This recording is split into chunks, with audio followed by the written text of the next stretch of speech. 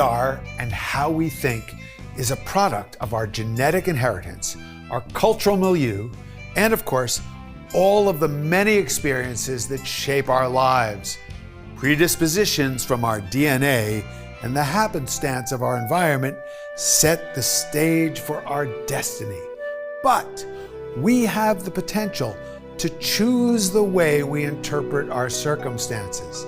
This means that if you're able to shift how you perceive and react to experiences, and especially to setbacks, difficulties, and mistakes, you can generate more positive outcomes and better enjoy the process of living.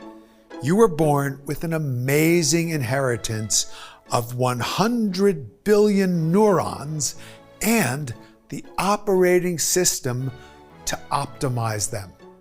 That operating system is LFM, learn from mistakes. Babies and young children learn easily and quickly because they have no fear of failure. This courageous, exploratory, playful, and fearless approach to experience is part of our birthright.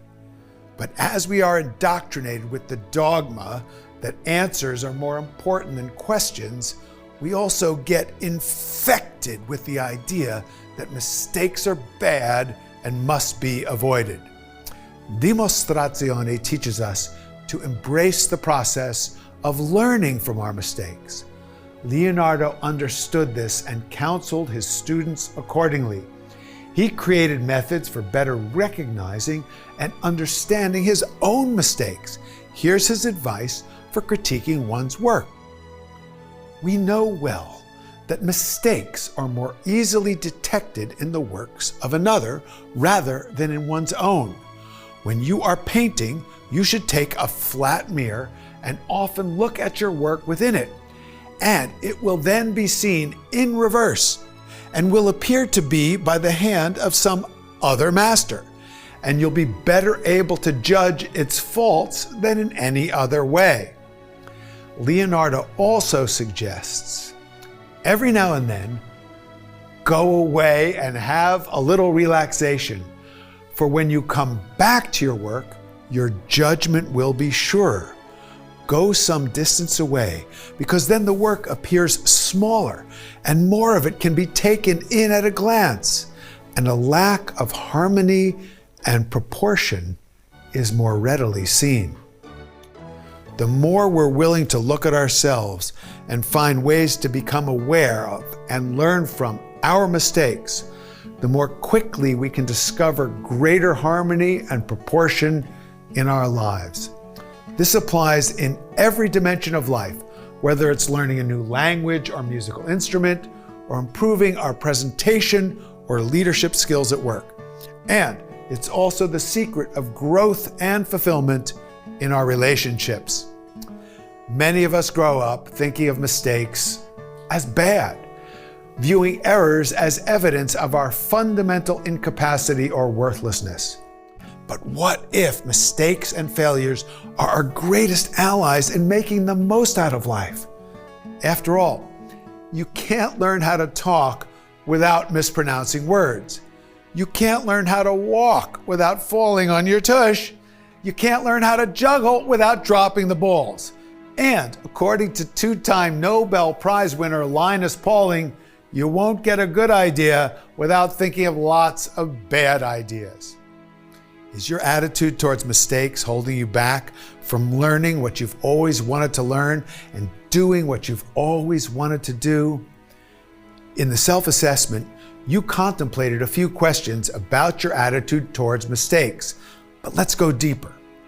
In a minute, please pause the video and take some time to contemplate the following questions. Choose the one that interests you the most and do a stream of consciousness writing session for 5 minutes on it. I'll read each question and then leave them on the screen. What did I learn at school about making mistakes? What did my parents teach me about making mistakes? How does the fear of making mistakes interfere with my progress at home, at work, with finances, in relationships, and so on. What are my biggest mistakes and failures, and what have I learned from them?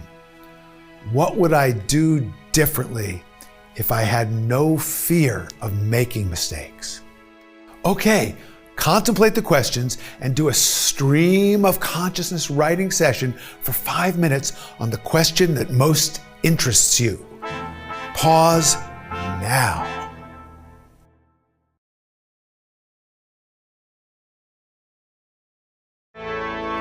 Molto bene.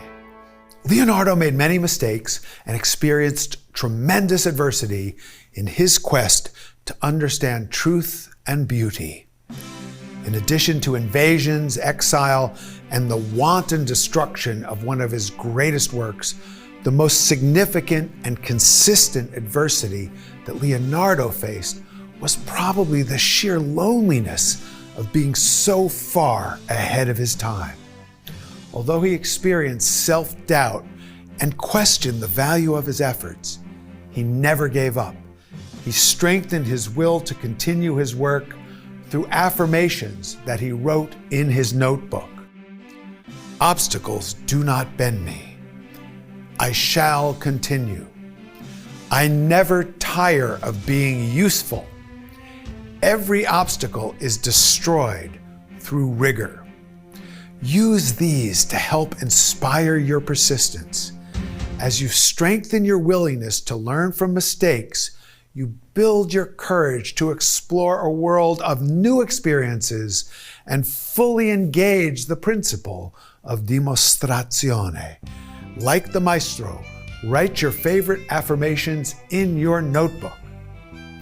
Next, we'll explore strategies that will lead you to get the most from your own experiences, the purest source of learning and Leonardo's true mistress.